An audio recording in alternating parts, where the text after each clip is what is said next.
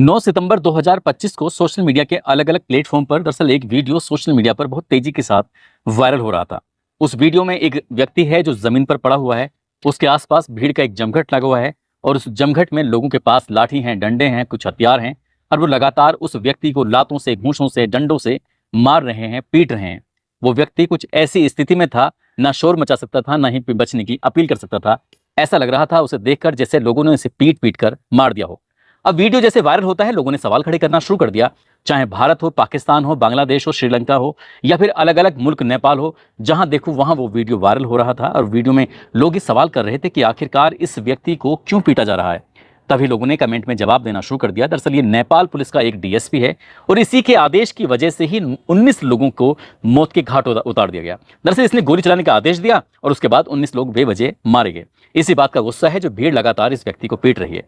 दरअसल 1997 से लेकर साल 2012 तक जो पैदा हुए थे वो लोग सड़कों पे उतरे थे। उनके हाथ में जैन जी का एक बैनर था, पोस्टर था और उसी से के बैनर तले वो प्रदर्शन कर रहे थे, अपनी आवाज़ उठा रहे थे, मांग कर रहे थे। भीड़ इतनी उग्र हो जाती है कि इसके बाद चाहे संसद भवन हो, सुप्रीम कोर्ट हो, प्रधानमंत्री का आवास हो, गृह मंत्री का आवास हो या फिर जो भी नेता दिखाई दे रहा था उसको मार रहे थे, पीट रहे थे। हद तो तब हो जाती है जब पूर्व प्रधानमंत्री की पत्नी को भी जिंदा जलाकर मौत के घाट उतार दिया जाता है। दरअसल आज की इस कहानी के माध्यम से ये समझने की, जानने की कोशिश करते हैं कि आखिरकार नेपाल जो कि हमारा पड़ोसी मुल्क है, उसमें ऐसा क्या हुआ कि लाखों की संख्या में युवक सड़कों पर उतर आते हैं, चाहे वो छात्र हों या फिर छात्राएं, और उसके बाद उन्होंने ऐसा विरोध प्रदर्शन किया कि एक ऐसा इतिहास बन गया है कि जिसे लोग याद करके भी वहां के लोग सिहर जाएंगे, सोचने पर मजबूर हो जाएंगे। आदाब, नमस्कार, सत श्री अकाल। मैं उस्मान सैफी। आज की जो सच्ची घटना है ये पड़ोसी मुल्क नेपाल की है। दरअसल नेपाल की सरकार ने 28 अगस्त 2025 को एक आदेश जारी किया था कि मेटा सहित 26 ऐसी कंपनियां हैं जिन्होंने संचार एवं सूचना प्रौद्योगिकी में रजिस्ट्रेशन नहीं कराया है और इनको 7 दिन का समय दिया गया था कि ये अपना रजिस्ट्रेशन कराएं, दुरुस्त कराएं, जो भी इनकी एक प्रक्रियाएं थी उस प्रक्रिया के तहत। आखिरकार 7 दिन कैसे बीत जाते हैं पता ही नहीं चलता। 2 सितंबर 2025 को ये मियाद जो रखी हुई थी सरकार द्वारा नेपाल की, ये मियाद भी खत्म हो जाती है और इसके बाद फिर 3 सितंबर 2025 को पूरे देश में सोशल मीडिया के अलग अलग प्लेटफॉर्म, चाहे वो यूट्यूब हो, चाहे वो फेसबुक हो या फिर इंस्टाग्राम हो या एक्स सहित, ये सभी बंद कर दिए गए। नेपाल की आबादी लगभग बताई जाती है 3 करोड़ के आसपास और 3 करोड़ की आबादी का 90% लोग सोशल मीडिया के ऐसे 26 प्लेटफॉर्म का इस्तेमाल कर रहे थे। बस उनमें गुस्सा आने लगता है। लेकिन जिस वक्त ये आदेश दिए गए थे, 7 दिन का समय दिया गया था, इसी 7 दिन के दौरान ही पिछले कई दिनों से 2 हैशटैग चल रहे थे। एक हैशटैग का नाम था नेपो किड और दूसरे का नाम था नेपो बेबीज। नेपो बेबीज के नाम से जब ये था तो इसके हिसाब से फिर उन्होंने इस बीच में बड़ी संख्या में लोगों ने एक रिसर्च कर रखा था और रिसर्च के माध्यम से ये बताने की कोशिश की गई थी कि हमारे देश के जो 10% से ज्यादा बेरोजगारी की चल रही है, साथ ही देश की आबादी का जो 20% लोग हैं, 100 में से 20 लोग, उनके पास पूरे देश की आधी से ज्यादा संपत्ति है। यानी कि बाकी के बाद जो 80% लोग हैं वो तो गरीबी की जिंदगी जी रहे हैं, मेहनत मजदूरी कर रहे हैं। बाकी देश पर तो 20% लोगों ने कब्जा कर रखा है। अब इनके पास चाहे बहुत सारी प्रॉपर्टी भी है, इनके पास ऑटोमोबाइल्स एजेंसियां हैं, इनके पास शॉपिंग कॉम्प्लेक्स हैं, होटल हैं, स्कूल हैं, बिजनेस हैं बड़े बड़े, और इनके बारे में खासकर नेताओं के नाम लिखकर ये फला नेता, इसके पास इतनी संपत्ति है, इसका बेटा विदेश में है, इसके पास ये वाली गाड़ी है। छोटी से छोटी जानकारी जब लोगों ने देनी शुरू कर दिया, 7 दिन का समय था। अब 7 दिन के बाद यानी कि जैसे ही ये सोशल मीडिया के जो 26 प्लेटफॉर्म थे इन पर बैन लग जाता है, रोक लग जाती है, स्टॉप लग जाता है, तो ये बात घर घर में पहुंच जाती है। कहते हैं कि माउथ एडवर्टीजमेंट जो होता है उसका असर कुछ ज्यादा होता है। यानी कि मुंह से निकली हुई बात यदि हम टीवी पर निकलने वाले किसी विज्ञापन को देखते हैं तो शायद उसका इतना प्रभाव नहीं होता जो बात मुंह से कही जाती है कि फला व्यक्ति के पास तो इतनी संपत्ति है, उसके पास तो इतनी दौलत है, हम लोग मजदूरी कर रहे हैं, वो लोग इतना पैसा कमा रहे हैं, फला मंत्री के इतने बच्चे हैं, वो वहाँ विदेश में हैं, वो विदेश घूम रहे हैं, उनके पास महंगी महंगी गाड़ियां हैं, उनके पास ये प्रॉपर्टी। इस तरह का लोगों ने जब आपस में एक दूसरे से कहना शुरू कर दिया। साथ ही 2 ऐसे युवा थे, हालांकि उनकी उम्र 1997 से वो पहले ही पैदा हुए थे, जिनमें एक काठमांडू के मेयर होते हैं, नाम उनका बालेन शाह होता है, और दूसरे सुदुन गुरुंग होते हैं। इन्होंने ये सुदुन गुरुंग जो होते हैं ये हैम नेपाल करके एक एनजीओ है उसको चलाते हैं। इन दोनों ने अपने अपने हिसाब से मैसेज डिस्प्ले किए, लोगों को भेजे, बताया और संदेश दिया। उन्होंने ही कुछ ऐसे कहा था कि 1997 के बाद से लेकर साल 2012 तक जो पैदा हुए हैं उनको सड़कों पे आना चाहिए, अपनी बात रखनी चाहिए। बहुत हो चुका ये सब लूट खसोट, ये सब चीजें। इतना बस कहना था कि ये 5 6-7 सितंबर यूं तो ऐसे ही निकल रहा था, ऐसा लग रहा था कि बिल्कुल शांति बनी हुई है, सब कुछ ठीक चल रहा है। लेकिन जैसे ही 8 सितंबर आता है, 8 सितंबर 2025, लोग नहीं बल्कि युवा सड़कों पे उतरना शुरू हो जाते हैं बड़ी संख्या में, इतनी संख्या कि उनके सर ही सर दिखाई दे रहे थे। अब चाहे वो काठमांडू हो, चाहे वो पोखरा हो, चाहे बुटबुल हो, चाहे भैरहवा हो, चाहे भरतपुर हो, इटाहारी हो, दमक, ऐसे शहरों में युवा इकट्ठा होना शुरू हो जाते हैं। बड़ी संख्या में जब इकट्ठा हो रहे थे, उसके बाद वो सरकार विरोधी नारे लगा रहे थे, और नारे लगाते लगाते वो संसद भवन तक पहुंच जाते हैं।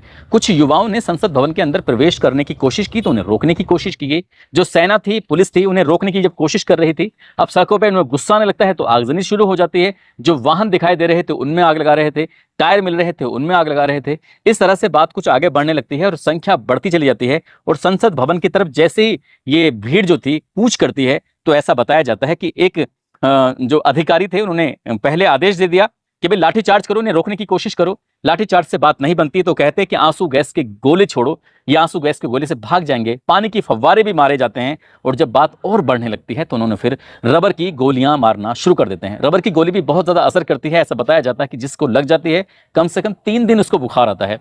रबर की गोलियां मारी जाती हैं। और इसी बीच में एक डीएसपी साहब ऐसे होते हैं, उन्होंने ये आदेश कर दिया कि ये नहीं रुक रहे हैं तो गोलियां चलाना शुरू कर दो। अब ऐसे 1-2 बार में जब गोलियां चलनी शुरू हो जाती हैं, पुलिस लगातार धू धू करके गोली चला रही थी। इसी बीच में जो छात्र और छात्राएं थे, क्योंकि 1997 से लेकर साल 2012 के बीच में जो पैदा हुए थे वही तो प्रदर्शन कर रहे थे, संख्या इसमें ज्यादा छात्र छात्राओं की ही थी, युवाओं की ही थी। अब जब गोलियां चलने लगती हैं तो गोली तो किसी को भेदभाव करती नहीं है, जब चलती है तो लोग मरते हैं। और देखते ही देखते 18 युवाओं को गोली लग जाती है, वो मौके पर मारे जाते हैं। 2 युवा ऐसे थे, ये सुनसरी एक जगह लगती है, वहां मारे जाते हैं। बस इतना था, और इतना ये बहुत ज्यादा हो चुका था। 400 ऐसे थे जो गंभीर रूप से घायल हो चुके थे। हालांकि उनके उपचार के लिए हॉस्पिटल पहुंचाने की कोशिश की गई। अब ये बात पूरे देश भर में फैल जाती है, पूरे नेपाल में फैल जाती है। अब सरकार पर दबाव बढ़ने लगता है। आखिरकार सरकार ने 8 सितंबर 2025 की शाम को ही अपना जो आदेश था उसको वापस ले लिया कि 26 प्लेटफॉर्म जो सोशल मीडिया के हैं, हमने उनसे बैन हटा दिया गया है। अब नहीं, अब कोई दिक्कत नहीं है, जैसे थे वैसे ही चलते रहेंगे। लेकिन तब तक बहुत देर हो चुकी थी, इतनी देर हो चुकी थी कि जब अगली तारीख आती है, अगला दिन निकलता है, तो सेना को पीछे हटना पड़ जाता है, पुलिस को पीछे हटना पड़ जाता है, और संसद भवन पर कब्जा कर लिया जाता है। लूटपाट हो जाती है। उसके अंदर जो सामान रखा हुआ था उसको ले लेकर जो युवा थे, जो वैसे लोग थे उपद्रवी टाइप के, वो भाग रहे थे, क्योंकि प्रदर्शनकारियों में उपद्रवी भी तो शामिल हो जाते हैं। उसके बाद फिर आगजनी शुरू हो जाती है और संसद भवन को पूरे आग के हवाले कर दिया जाता है। राष्ट्रपति भवन को भी पूरी तरह से फूंक दिया जाता है, उसमें भी लूटपाट होती है, आगजनी होती है। उसके बाद कहानी यहां नहीं थमकी, बल्कि गृह मंत्री का जो निजी आवास होता है उसमें भी आग लगा दी जाती है। सुप्रीम कोर्ट भी फूंक दिया जाता है। सुप्रीम कोर्ट में रखी हुई लगभग 25,000 फाइलें थी जो जलकर खाक हो जाती हैं। और उसके बाद पूरे देश भर में क्या स्थिति रही होगी, सहज ही अंदाजा लगाया जा सकता है। अब सेना तो, क्योंकि सेना पीछे हट चुकी थी, और जो सरकारी आवास थे उनको भी फूंक दिया जाता था। अब जो प्रधानमंत्री होते हैं, वर्तमान प्रधानमंत्री केपी शर्मा ओली के, हालांकि उन्होंने इस्तीफा भी देने की पेशकश की, लेकिन इस्तीफा देने से हो क्या रहा था, देर बहुत ज्यादा हो चुकी थी। उनके घर में भी भीड़ चली जाती है, उनके घर में भी भीड़ आग लगा देती है।